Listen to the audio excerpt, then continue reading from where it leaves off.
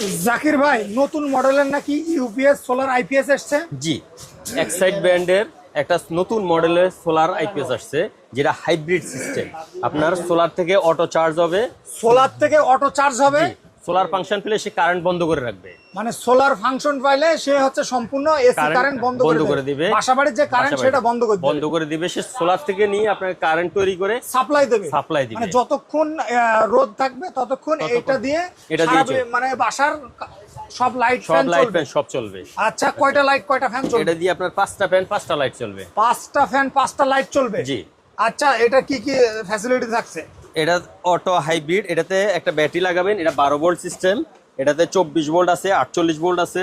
মানে যত বড় নিতে চান আপনার দেওয়া যাবে। ঠিক আছে। এই যে এখানে সোলার সিস্টেম, সোলার প্যানেলের কানেকশন আসবে।